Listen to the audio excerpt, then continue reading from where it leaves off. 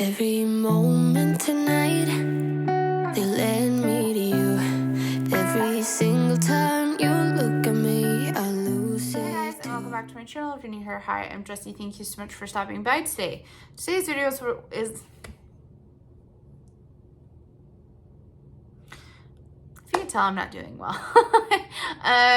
Today's video is a what's for dinner video. I'm about to get into it. I had said last week that I was going to try to get a bigger what's for dinner video for you guys, but that just didn't happen this week. I have been having a really rough week the last 2 weeks.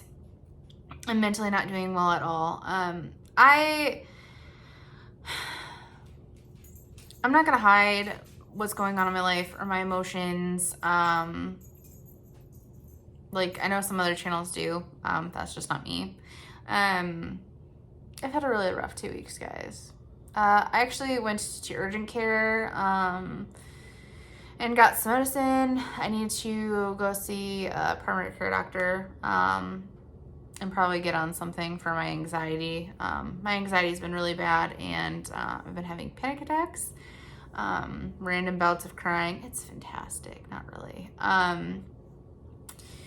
So I've always had anxiety, but it's been situational anxiety. But it's been worse the last 2 weeks. So let me explain why. Starting off, we just had a lot going on the last week. Rowan had her dance recital, which was great, fantastic. She did great. She did fantastic. She had so much fun. It was beautiful. But that was stressful because she had her practice. She had 3 different recitals that she had to go to on 2 days. And the second day was the hardest because she had one of her recitals that she was doing. She did both of her dances at that one, and so I had to switch her outfits in between. And it was just me doing it because to buy the tickets for all of us was too expensive, and to have all the kids there, that would have been even worse. And then Roxy also had his art show last week, which that was fantastic. He did really good. But with all that going on, Rowan also had her field trip, and I was a chaperone. So there was a lot going on last week. I also had a well visit at my doctor's office, and this is where a lot of my anxiety is stemming from. I had a well visit at my doctor's office, and when they went to, I got exposed to another patient's blood. I've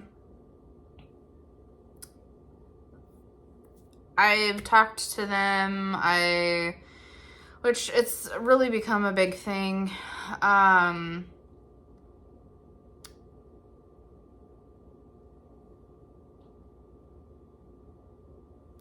It's something that shouldn't happen. But I talked to them about it, and they got mad at me because I said I was gonna consult with my lawyer about it, just to make sure that, like, if I would get sick from all this, that I'd be covered, taken care of. And it's just, now, like, my quality of care is getting compromised, and it's just been, that happened on Thursday, so it's just been a situation. They basically, because what I'm gonna do is I'm gonna go to a different doctor, and I'll get my blood tested in 3 months, and I'm also gonna, because I'm not up to date on all my hepatitis B shots. I only got one when I was a kid, apparently. So I should get that updated.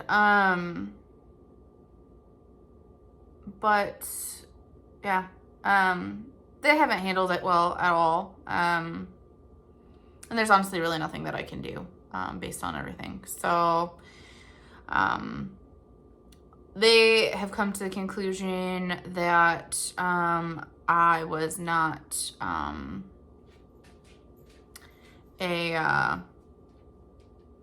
I was not at a significant risk for exposure, or significant enough to where they feel like because I know what patient's blood I was exposed to, but they will not test that patient's blood, and they won't test mine because they're saying that I'm not at significant enough of a risk, which unfortunately I don't know, and I don't trust that.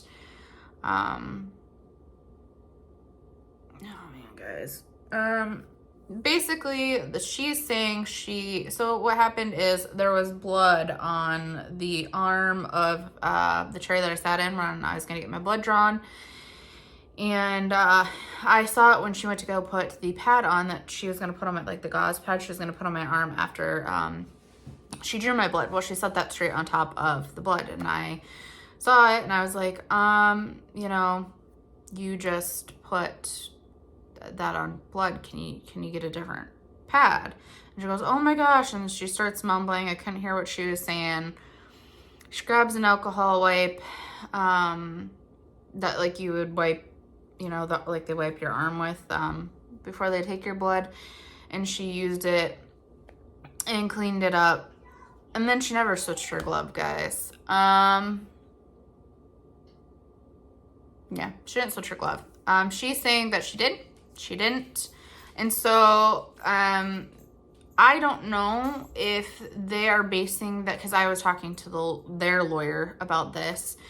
I don't know if that is, I'm not at a significant risk based on the truth. So I don't know if they told the people that figure out if it's a significant risk, if they said, well, if they said, well, she changed her gloves, well, obviously that wouldn't put me at a significant risk. But if they said she didn't switch her gloves, that could be considered a significant risk. But I don't know which one that they said. So ultimately, they've come to the conclusion that they're not going to test my blood.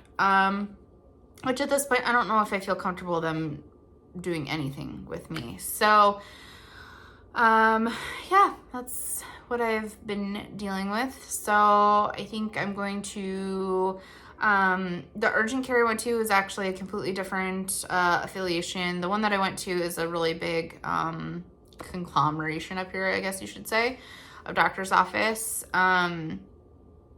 So I'm going to get in somewhere else, and I'm going to get my blood tested, and I'm not going to get tested right now because it's not going to show anything, but I'm going to get the vitamin B thing, and there's honestly apparently nothing that I can really do, probably even if I do get sick. So yeah.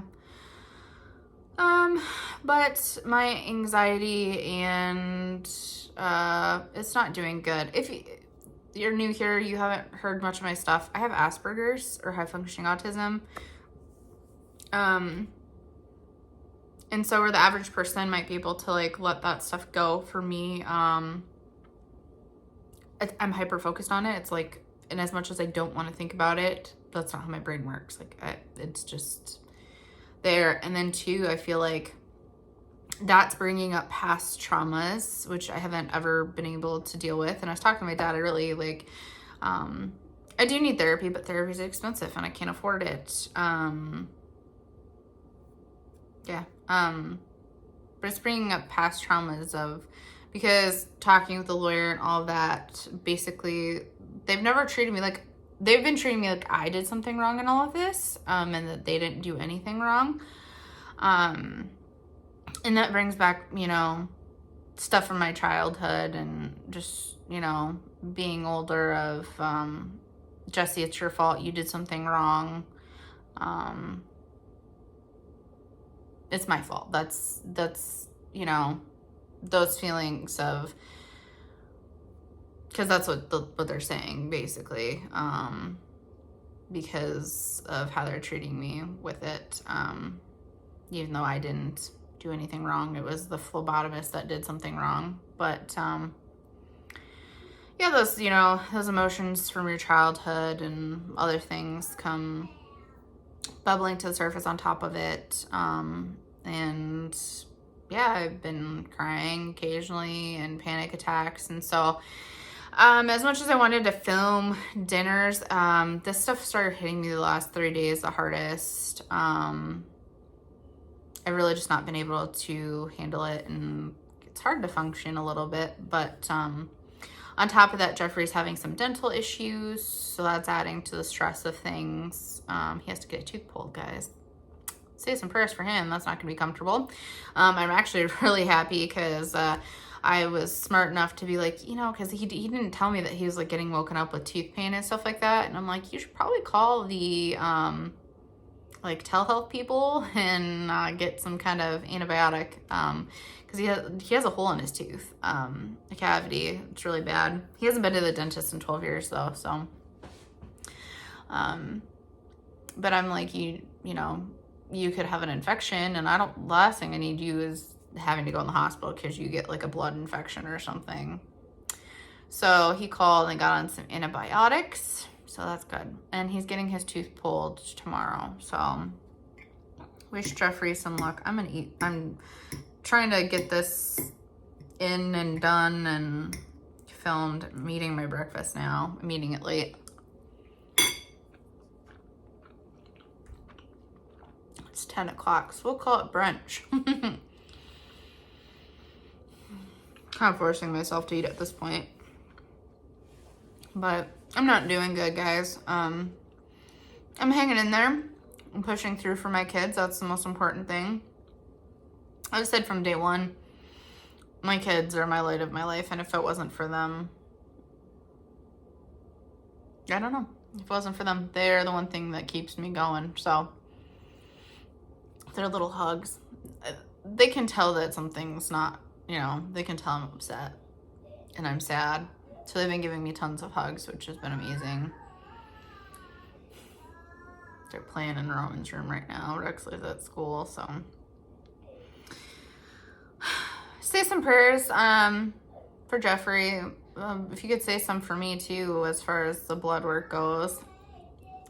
Am I at risk for significant blood exposure? I mean, it's not like I got stuck with a dirty needle, but at the same time, she wiped up blood and then palpated my vein with the gloves in the hand that she had just cleaned the blood up with. So there's a risk there. It might be low, but there's still a risk, so.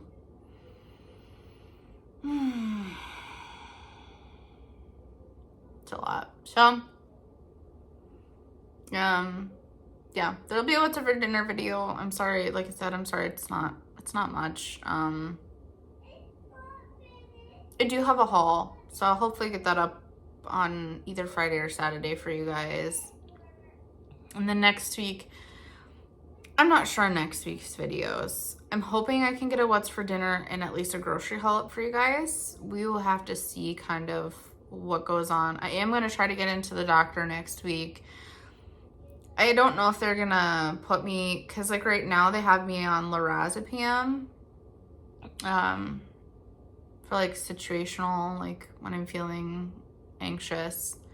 But I need to talk to a doctor. I don't know if like going on something all the time is a good idea. I feel like having something like this where I can just take when I'm really feeling, because my blood pressure was up too, which is dangerous because we have a history of aneurysms, heart and stomach in my family. So it's dangerous for my blood pressure to be up, and it was 135/90, which is really high for me because usually I'm in like the 90s for my top number and the like 70s for my lower number. I usually have really low blood pressure. With everything going on and the stresses I've had in the last few months, my blood pressure was already elevated, and I've been keeping an eye on it, which I'm getting older. If you don't know, I'm going to be turning 30. That's got me a little mentally kind of just struggling too, because my mom died at 48, so instantly in my mind, I'm like, well, she only lived that long. I don't got much longer left, you know? I don't know. So I know I'll probably make it past that, but you know, you just have those fears and anxieties, or I do anyways. So yeah, we got a lot going on, but we're trying to push through. And I don't know if because it's usually like I've had anxiety for a really long time, and most of the time I can handle it and I haven't felt the need for medication. But lately it's just been so overwhelming and like affecting my life. So I gotta talk to the doctor to see if they would feel comfortable keeping me, because lorazepam and like Xanax or stuff like that, you can get addicted. I don't think that'd be an issue with me, but I think having something where I could just take it during situational and not all the time would be fantastic. So I don't know, but I have to talk to the doctor. I'll keep you guys updated on what they decide, and I'll keep you updated on Jeffrey and my blood draw, because I'm gonna go get that done, which I'm kind of nervous about, obviously, because of trauma of what happened. But it was super sketchy too, guys, though, because they wanted, like, and the reason I even said that I wanted to consult with a lawyer is because, like, they were like, well, we're gonna put this, they don't have procedures for if their patients are exposed to somebody else's blood, but they have procedures for if their staff are, which makes no sense. And then after all that happened, nobody asked me if I was okay. I got a few I'm sorry's that happened to you. And then I was really uncomfortable because, you know, I wanted to see the doctor, and that didn't happen right away. And the nurse is like, well, she likes to do breast exams for wellness visits, so you need to take your shirt off. So I'm sitting there with my shirt off, and I've got like this stupid little gown thing wrapped around me. And then the nurse came, like another nurse, it was a nurse supervisor, which made me feel uncomfortable anyways, because, you know, when you're like exposed and everything I'd just been through. And she's like, well, we're going to keep this out of your file, and we'll put it on a separate piece of paper. And it was super sketchy. So I wanted to make sure that I would be taken care of if I got sick, because with them already acting like that. And then she left, and I sat there for 20 minutes with my shirt off, and I was already feeling super just distraught and uncomfortable and upset. And I got up and I got dressed, and another 20 minutes went by, which, you know, they're talking to their legal teams or risk management or whoever about what happened, trying to figure it out. And the doctor finally comes in 20 minutes later. Yeah, there wasn't much concern for me. It was more of their concern to cover their butts. So, which is sad, because I would never sue anybody for money.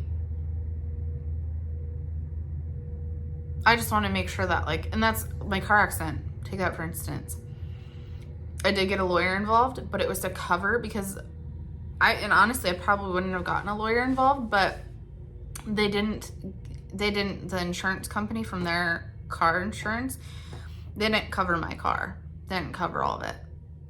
So I knew that I was getting screwed, and I didn't want to get screwed on my medical care, because I was in really, really bad shape. So I got a lawyer for that, to make sure that all of my costs would be covered by their insurance for the car accident.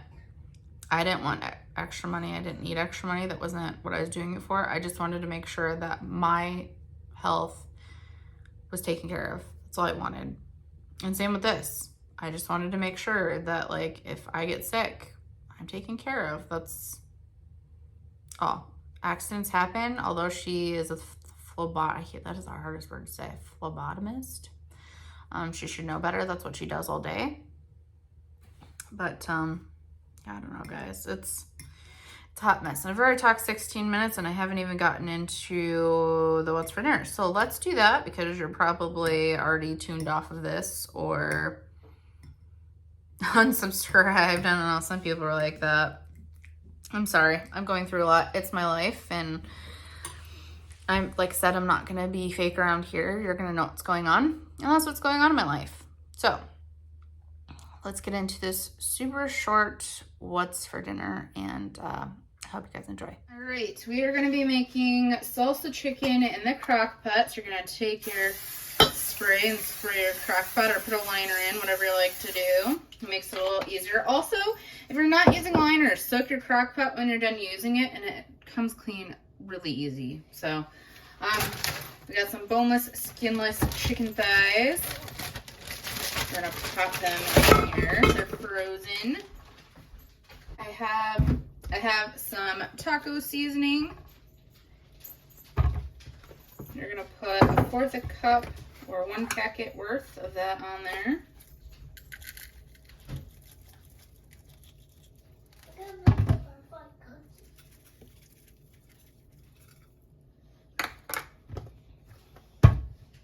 You're going to put 1/4 a cup of ranch seasoning powder. I did make homemade ranch seasoning powder, but I'm going to use this stuff for recipes, and the other stuff is going to be for like making homemade ranch. I haven't tried it yet. I need to. But this stuff is really expensive, so we like the other stuff. We'll probably use that for both, but we want to try it first in like actual making ranch. So there's that. I have a jar of thick and chunky salsa. Go ahead and throw that in here.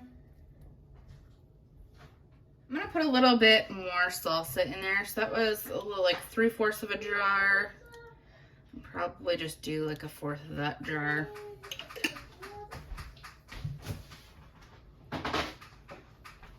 Essentially, you would throw a whole jar in there. Yeah, and then I'm gonna throw a bag of Bird's Eye steamed fresh corn in here. We're gonna turn the crock pot on low.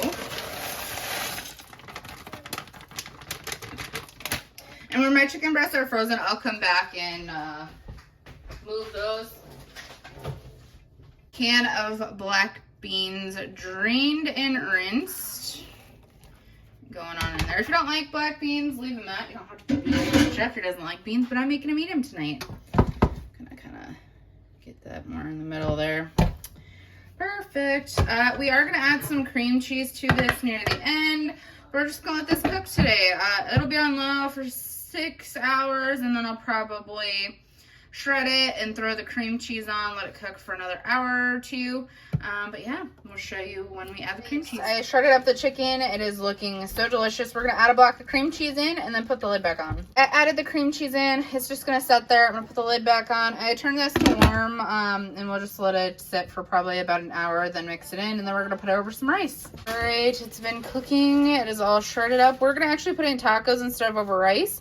So I'll show you when I get it all plated up. Here they are all plated up, looking so delicious. I just put some romaine lettuce, chopped that up. Jeffrey chopped it up. He was so sweet. We had put the tortilla shells in the oven for a bit to heat them up. Put that delicious salsa chicken in there. And this is dinner tonight. An extremely stressful day. We have 2 kiddos that have been upset stomach. We're not going to get into it because this is a what's for dinner video. And so we're just doing pastrami with Parmesan cheese. And that is the Hillshire Farm hot smoked sausage, I think is what it is. And we just threw that in there and a little bit of Parm cheese. I don't know what a mac and cheese. So this is going to be dinner tonight. We're doing Little Caesars pizza. I have already ate, unfortunately, and I just remembered to film. We've had a long day. Rowan had her field trip to a farm. And then she had her recital tonight. So we just thought we would celebrate and have some pizza. Yeah, in just a second. So we have some pizza. It was pepperoni pizza. And then these are the stuffed crazy bread. This is dinner tonight. You say hi? Little Caesars. You say hi? And also drink. Hi. All right. Thank you so much for coming along with. I hope you enjoyed what little what for dinner footage I had. Hopefully this next week will be better. I'm trying to hold everything together. And I appreciate your support. You guys have always been so kind and nice to me, and that's why I feel comfortable enough to kind of like open up about what's going on. But too, like I said, I'm not a fake person. I'm gonna tell you guys what's going on, and not everybody's life is like social media. It's not just like butterflies and rainbows. And I know there's people going out there going through worse things than me. I'm well aware of that, but it's a lot to me, and I've got a lot going on, and like I said, it's bringing up past emotions, and I haven't always gone into full depth of like the things I've gone in the past through. So anyways, I appreciate your guys' support. If you could say a prayer for Jeffrey and I, that would be fantastic, and we will see you in the next one. Bye. Bye, guys. One last time, let me hold